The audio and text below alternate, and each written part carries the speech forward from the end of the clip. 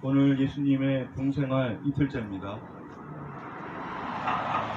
어저께 때가 차서 하느님의 나라가 다가왔다. 회개하고 복음을 믿어라 하신 말씀을 우리가 이어서 오늘 둘째 날 묵상을 하게 됩니다. 그 하느님의 나라가 어떤 장소나 지역을 칭하는 게 아니라 통치, 다스리고 있는 상태를 얘기한다고 어제 말씀을 드렸어요. 오늘 첫 번째 목표에서 그 다스림에 관한 얘기를 좀 더 부연해서 설명해 줍니다. 히브리서에 우리가 지금 말하고 있는 곧 앞으로 올 세상을 천사들의 지배 아래 두신 것이 아니라 다가올 하나님 나라는 천사들이 통치하고 천사들이 이렇게 우두머리가 돼서 다스리는 것이 아니라 누가 다스린다? 예수님이 다스리신다는 거예요. 근데 우리는 그 예수님이 다스린다는 사실을 예수님 단독자 한 명으로 생각하는 경향이 있는데, 우리 바오로 사도가 그리스도의 지체라는 표현을 썼어요. 하나님 백성은 머리를 그리스도로 하고 손발, 수족에 대해서 하나의 몸을 이루고 있다. 우리는 발가락 또는 손가락에 불과할 수 있지만 머리인 한 몸에 다 연결되어 있는 지체들이니 머리가 하늘에 승천했다면 이 지체들도 다 같이 따라서 승천하는 것이 아니겠느냐 하는 그리스도의 몸의 지체론을 바로 사도는 역설하고 있어요. 그것을 염두에 두면서 생각한다면 예수님이 통치하신다는 말씀은 예수님 주변에 어떤 사람이 있는지를 우리가 함께 살펴보아야 한다는 뜻입니다.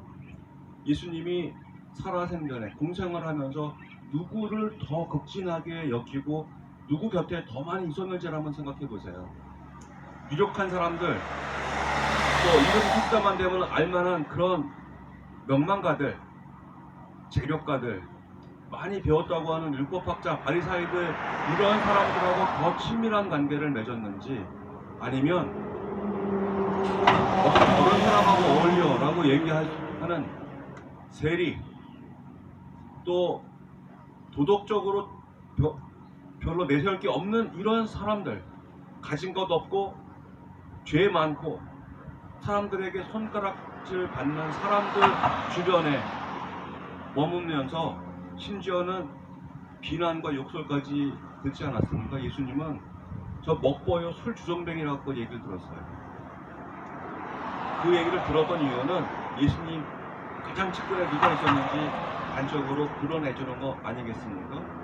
자, 그러면 예수님께서 혼자 다스리시는 게 아니고 예수님 주변에 그 많은 사람들을 품에 안고 그들과 함께 통치한다는 뜻이 될 겁니다. 우리는 종종 인간의 존엄성에 대해서 얘기하지요. 모든 사람은 존엄하다. 그리고 어제도 말씀드린 것처럼 국가의 주인은 우리 국민 개개인이라고 다 지금 알고 있지 않습니까? 그런데 이게 우리는 지금 자명하게 또 상식으로 알고 있는 이 일은 실제로는 300년도 되지 않은 300년 전 이전에는 존엄한 사람은 딱 한 사람, 왕이 지명했던 측근 이 사람들만 존엄하고 나머지는 존엄한 배우는 언감생심, 생각도 못했던 시절을 인류 역사 속에서 몇천 년을 두고 그렇게 살았단 말이에요.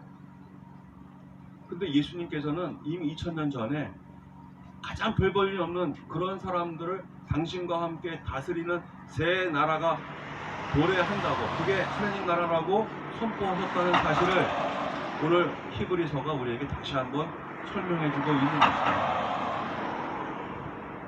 공생활 이틀째를 맞이하셔서 오늘 복음에서는 예수님께서 늘 하시던 대로 안식일날 가신 곳이 있어요. 우리는 성당 다니듯이 예수님도 회당에 가셨어요. 그런데 회당에서 예수님이 환대받은 게 아니에요. 예수님이 그 열심한 신자들한테 아이고 하느님이 보내신 분이 우리 회당에 오셨네요. 어서 오십시오. 이렇게 초대받고 환대받은 게 아니라 적대자를 만납니다. 이 대목을 주목할 필요가 있어요. 사실은 회당에 똑똑하다는 율법학자 바리사이들 경건한 사람들 우글우글 했을 텐데 아무도 예수님을 알아보지 못했어요. 근데 예수님을 알아본 사람이 있었어요. 공교롭게 알아본 사람은 이렇게 지혜가 높고 똑똑한 사람하고 신심이 깊은 사람이 아니라 더러운 영에 사로잡힌 사람이 예수님을 알아본 거예요. 이런 겁니다. 때가 돼서 이제 새 세상이 이제 다가왔다. 여명이 올라오고 있는 거예요. 여명이 올라오면 이제 어둠 속에서 잘 분간되지 않았던 것들이 분간되기 시작하지 않습니까?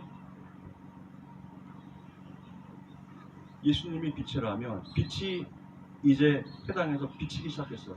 그랬더니 이제 검은 색깔, 흰 색깔 이게 구별되기 시작하는 거예요.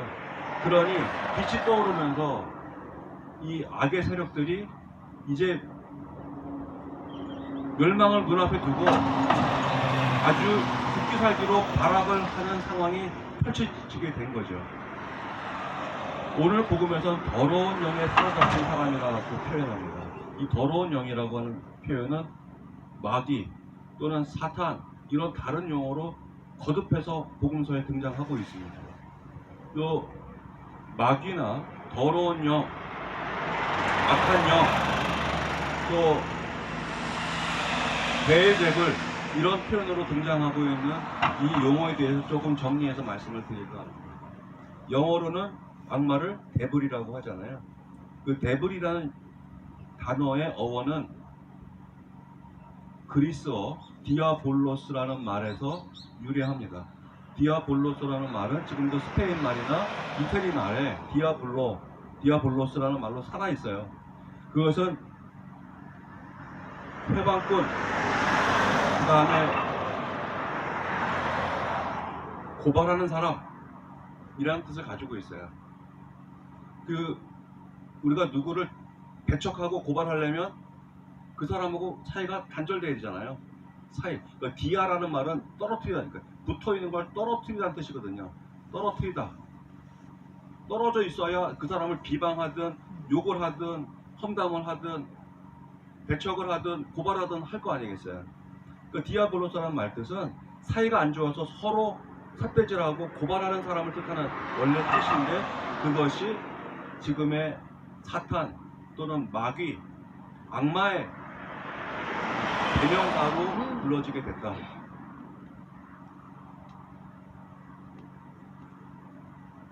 그 더러운 영에 사로잡힌 사람이 예수님에게 한 말씀을 우리 귀담아 들어봅시다.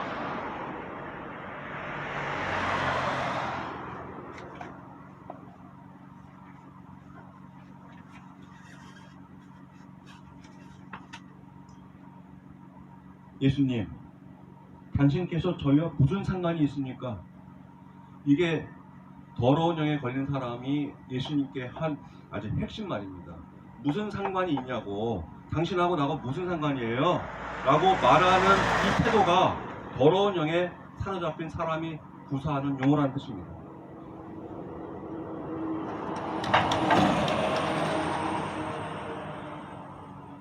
갈라지게 만드는 사람이 쓰는 말, 갈라져서 당신하고 나 무슨 상관이야? 이혼하기 직전에 우리는 이런 얘기 하잖아요. 그렇지 않습니까?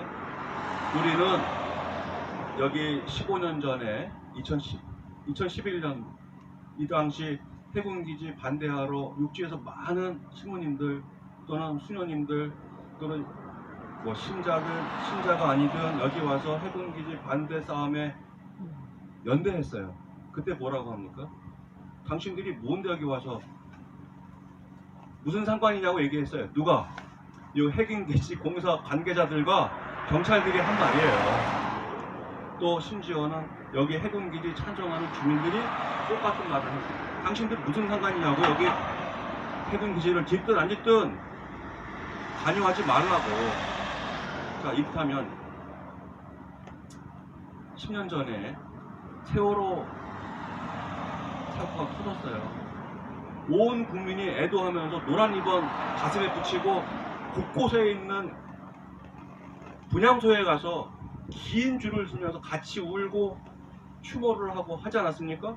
이게 무슨 상관이야 그게. 당신 자식이 죽은 것도 아니고 당신 가족이 죽은 것도 아니고 왜 추모하고 왜 가슴 아파하냐고 이렇게 말하는 사람들이 있었어요. 그게 지금 더러운 영에 걸린 사람들이 오늘 복음에 나온 얘기하고 과연 뭐가 다를까 하고 우리 한번 생각해 봐야 되겠죠. 우리 가톨릭 교회에서 사회교리를 가르치지 않습니까? 사회교리 중에 가장 중요한 것은 모든 인간이 존엄하다고 하는 가치이고, 이 존엄한 인간의 존엄성을 지키기 위해서 우리가 해야 할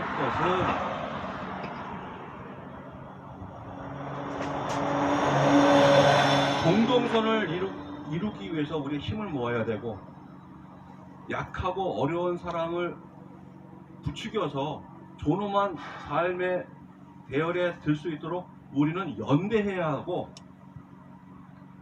불의와 어둠을 우리 몰아내기 위해서 우리는 참여해야 한다. 연대성의 원칙, 보도성의 원칙, 참여의 원리, 이런 원리들을 가르쳐요. 하느님이 세상에 살고 있는 인간들의 처지가 불쌍한데 너랑 무슨 상관이야, 그냥 알아서 살아, 이랬다면 예수님이 인간이 돼서 세상에 올 일이 있었겠습니까? 없었겠습니까? 하느님은 스스로 인간이 돼서 인간이 겪고 있는 이 고통과 눈물의 골짜기에 같이 살기를 원하신 거예요. 그분은 우리와 연대하기 위해서 사람이 되셔서 인간이 되신 거잖아요. 그게 우리가 알 수 있는 최고의 연대의 표본이라고 할 수 있는 거죠. 서로 상관이 있어야 됩니다. 예수님을 믿고 그리스도인이 된 사람들은 서로에게 소중한 관계를 맺고 있는 사람이 되는 거예요. 우리는 자기 핏줄을 나눈 사람들만 가족이라고 여기는데, 예수님을 믿고 있는 사람들은 이 세상에 살고 있는 모든 사람들, 특히 어려운 처지에 놓여 있는 사람들이 내 가족과 다를 바가 없다는 고백을 하는 사람들이에요. 우리는 정신 나가냐? 성도 다르고 사는 지역도 다르고 아무 관계없는 저 사람은 무슨 가족이냐고 물을 때, 우리는 이 사람이 겪는 일이 내 가족이 겪는 일이라고 떳떳하게 얘기하고 고백할 수 있어야 예수님을 믿고 있는 신앙인이고 그리스도인이다.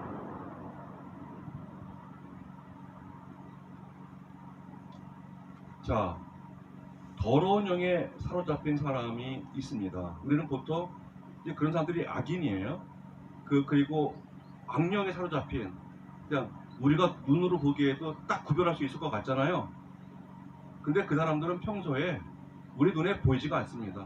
심지어 이 사람들은 우리가 알고 있는 도처에 그냥 같이 살아요, 우리랑. 심지어는 이 더러운 영에 사로잡힌 이 사람은 안식일날 어디 갑니까? 놀러 가지 않아요. 안식일날 우리 경건하게 기도하는데 이 사람은 악행을 하기 위해서 딴 데 가는 사람이 아니에요. 이 사람도 회당에 와 있어요, 지금. 이 사실 한번 생각해 보십시오. 우리 성당에 다니시는 분은 다 천사급 착한 사람일 거라고 생각하잖아요. 마귀 들린 사람들, 더러운 영에 걸린 사람도 성당 다닐 줄 안다는 얘기예요. 성당에서 중요한 자리에 있을 수도 있어요. 우리 눈에는 그 사람이 마귀 들린 사람인지 더러운 영에 사로잡힌 사람인지 우리 눈에는 구별이 안 되는 것 뿐이죠. 근데 어느 시점이 되면, 아까 말씀드렸듯이 동이 트면 이제 세상이 구별되듯이, 이 동이 트면 이런 사람들이 자기 정체를 드러내는 거예요. 제가 이건 예를 드리는 겁니다. 오해하지 마십시오. 지금 탄핵 정국을 두고 정말 한 달 동안 너무너무 피곤한 하루하루를 보내고 있지 않습니까? 그런데 지금 탄핵 반대하겠다고 한남동에 모여서 태극기와 성조기를 들이대고 악을 쓰면서 말도 되지 않는 말로 고함치고 저항하는 사람들이 뉴스 시간을 도배하고 있잖아요. 근데 그 사람들이 우리가 보기에 아주 어두운 무슨 집단에서 다 쏟아져 나온 사람들이 아니에요. 우리 동네 살던 사람들이잖아요. 우리가 알고 있는 저명한 변호사도 있고 학자도 있고 지금까지 명망 높은 그런 사람들도 그 대열에 들어서서 이렇게 저렇게 말도 안 되는 얘기를 하면서 국민들이 갈라치고 하고 있지 않습니까? 특히 국민의 대리인으로 뽑아준 정치인들마저도 후한무치한 말들을 쏟아내고 있는 이 사람들의 정체가 누구입니까? 같이 우리 국내에 살고 있었고 우리가 다 알고 있는 사람들 아닙니까? 이렇게 더러운 영에 잡힌 사람들이 우리가 너무나 잘 알고 익숙한 우리 주변에 있을 뿐만 아니라 우리 마음, 각자의 마음에도 이 더러운 영이 도사리고 있다는 사실을 우리가 냉정하고 아주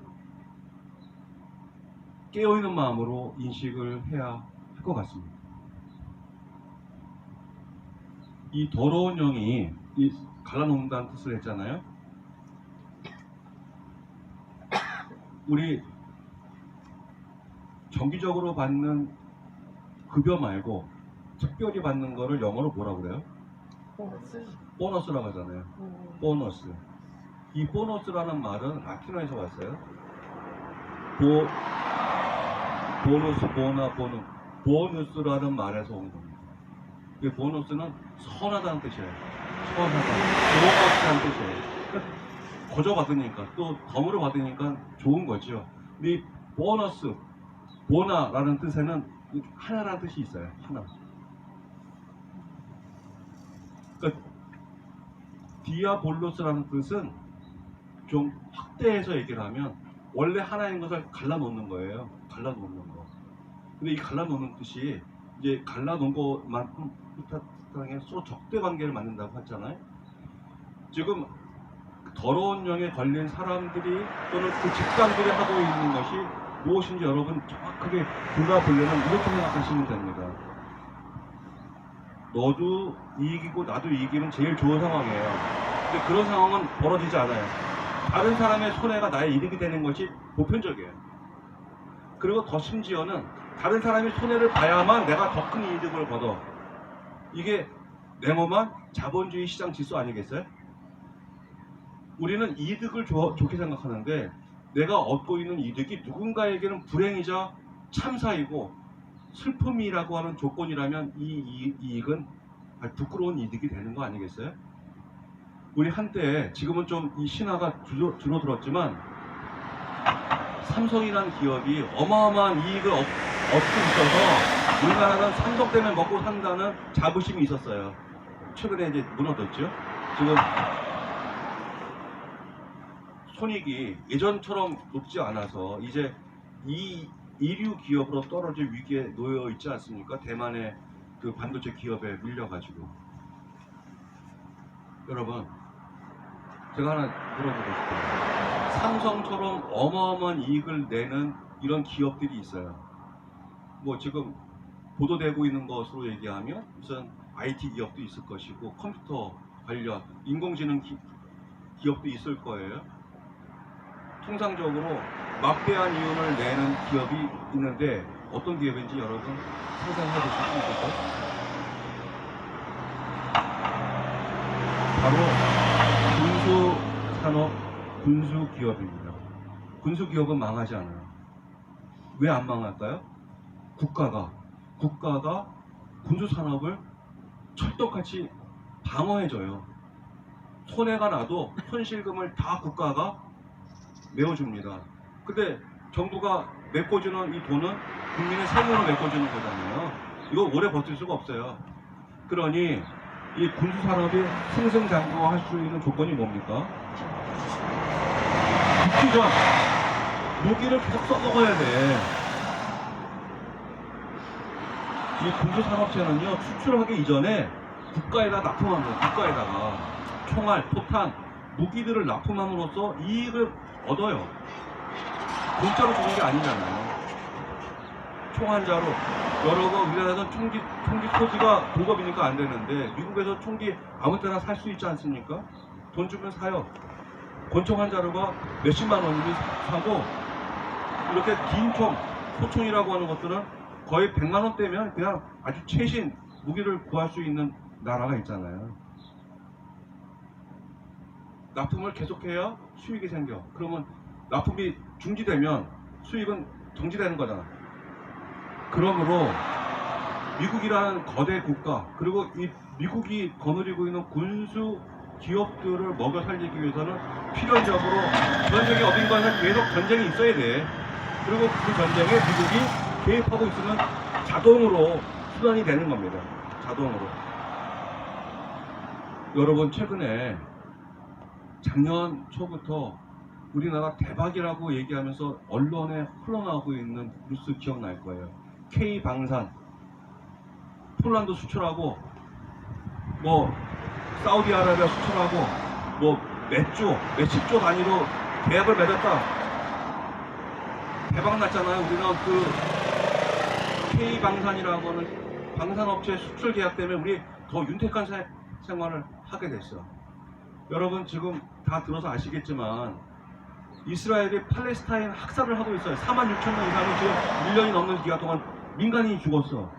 근데 이스라엘에다가 우리나라는 작년 한 해 동안 66억 원치 총알을 수출했어. 그러면 대한민국에서 수출한 총알, 그 대금이 66억이야. 그 기업을 통해서 우리 각자 국민들에게 혜택이 돌아갔겠죠. 근데 그 66억이라고 하는 이 이윤에는 46,000명 중에 누군가의 피가 담겨있는 이익 아니겠어요? 근데 우리는 이렇게 돈벌이를 해서 즐겁다고, 행복하다고 얘기할 수 있어요? 이것이 바로 갈라놓고 서로 적대 세력을 만들고 다른 사람의 불행이 나의 행복인 이 더러운 영이 하는 일이라 우리는 이렇게 볼 수 있는 방법이 있어야 되겠습니다.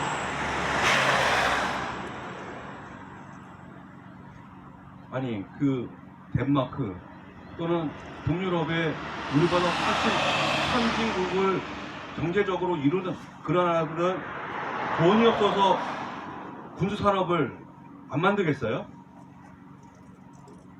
이게 부끄러운 일인 거잖아요. 아니, 만들더라도 자기네 국가 방위를 위해서 만든다면 거기까지 인정해 줄 수 있겠는데 이걸 수출하면서 이걸 자랑 삼고 다른 사람을 죽여서 그 목숨값으로 우리가 이익을 얻는 것을 우리의 행복이고 그것이 우리 국가가 나가야 길이라고 서로 박수치고 있다면 이거는 정상 국가가 아닌 거예요. 이건 다른 사람의 피값으로 우리가 행복해지자고 하는 이런 사실을 우리가 목도하고 있다는 사실을 기억하는 것이 좋겠습니다. 2월 1일 여기 기동함대가 사령부로 창설이 된다고 하죠. 이 사령부로 증설이 되면 더 많은 군함이 여기 정박할 것이고, 그리고 사령부가 되면 인원이 더 늘잖아요. 그러면 관사나 여기에 근무하는 군인들 가족들이 머물 수 있는 집들이 더 늘어서게 될 겁니다. 그래서 사령부면 이 부속 군시설이 이 일대에 또 확장이 되는 것은 명확 가능하잖아요. 여러분 한번 생각해 보세요. 스위스라는 나라가 아주 조그만 나라인데 유럽의 가장 부유한 나라 중에 하나잖아요.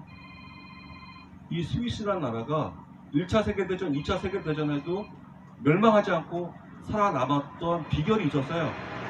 중립국을 선택한 겁니다. 중립국. 스위스는요, 강력한 군대가 있지도 않아요. 거기는 예비군만 있어요. 예비군이 일정 정도 1년에 2개월, 3개월씩 훈련을 받는 게 전부예요. 상비군이 없어요. 그런데도 1차 세계대전, 2차 세계대전에 균형을 잡으면서 어느 편에도 서지 않는 이런 외교 노력과 중립을 지키는 이 기술로 위기를 모면한 국가가 됐고 모범 국가, 부유한 국가가 됐어요. 만약에 이 제주가 더 윤택한 삶을 구가하고 더 발전한 이런 섬이 되려면 무장하는 섬이 되는 것이 아니라 여기는 비무장 섬으로 있는 것이 가장 현명하고 효과적인 선택이 될 겁니다. 지금 여기 군사화되고 있는 이 제주를 보면요, 우리나라 군수산업들 또는 우리나라 군대가 이렇게 군사력을 팽창시키면서 얻고자 하는 이익을 위해서 전력 질주하고 있다고 생각해요. 이 전력 질주의 끝은 어디냐? 충돌이에요. 군사적 충돌이죠. 중국도 계속 팽창하고 있습니다. 근데 중국의 북밑에 있는 이 제주가 이렇게 군사화되고 있는 것을 가만히 보고 있을 것 같아요. 이것은 이미 1962년도에 쿠바가 미사일 기지를 만들려고 했을 때 미국이 가만히 두지 않겠다고 했던 것과 똑같아요. 쿠바는 그 당시 카스트로 공산 국가로 변모하고 미국의 간섭에 대항하기 위해서 소련에서 미사일 기지를 지원받아서 폐안에다가 그걸 만들겠다고 했을 때 미국은 이거는 전쟁으로 간주하겠다고 해서 그것을 폭격하겠다. 그리고 지금 소련에서 오고 있는 함대에 실은 미사일 돌아가지 않으면 모스크바에다가 핵폭탄을 터뜨리겠다고 해서 전쟁의 일촉즉발까지 갔던 일이 있지 않았습니까? 이게 역사적 교훈이에요. 이 해군기지가 점점 군사 무장화가 가속될수록 중국은 가만히 지켜보지 않는다는 것은 삼척동자라도 알 수 있는 역사적 경험입니다. 근데 이거를 지금 하고 있다? 저는 이렇게 생각합니다. 좀 비약이 있을 수 있는데 지금 북한의 평양에다가 무인기 날려보냈던 것이 우리 국군의 소행이라는 혐의가 드러나서 지금 검찰에서는 이게 대통령의 지시였다면 대통령은 그 내란죄뿐만 아니라 외환, 국가가 전란에 휩싸일 수 있는 내란죄까지 저지른 거라고 혐의를 두고 조사를 하고 있다고 하잖아요. 자, 그러면 중국이 가만히 있지 않을 것을 뻔히 알면서 제주를 해군기지를 만들고 공군기지를 만들고 군사 기지화하면 이 또한 외환죄에 해당되는 장기 플랜이라고 하지 않을 수 있을까요? 여러분, 뜨거운 물에 개구리가 발짝 튀어나오죠? 근데 서서히 끓이면 이 개구리는 뛰어나지 않아요. 그 우화 너무 잘 알고 있지 않습니까? 익숙해지니까 이 미지근한 물에서부터 조금씩 온도가 올라가는 것을 감지하지 못하는 거예요. 우리는 지금 전쟁의 턱밑까지 올라가고 있는데도 우리 감지 못하고 그냥 그러려니 국가가 하는 거니까 그러려니. 더 심각한 것은 지금 대통령이 한 달간 직무 정지된 상태예요. 이 직무가 정지된 상태에서 왜 기지를 지금 확장하고 사령부를 만들겠다고 하는 거냐고.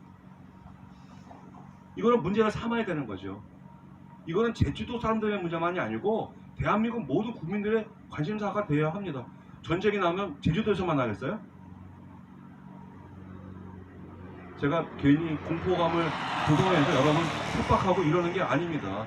상식적으로 한번 생각해 보자는 뜻에서 언급해 드리는 말씀입니다. 저는 이 모든 일들이 더러운 영에 사로잡힌 사람들, 더러운 영에 움직이는 집단들, 이 사람들이 이 나라에서 준동하고 있는 활동 중에 한 예라고 설명드리고 싶은 거예요.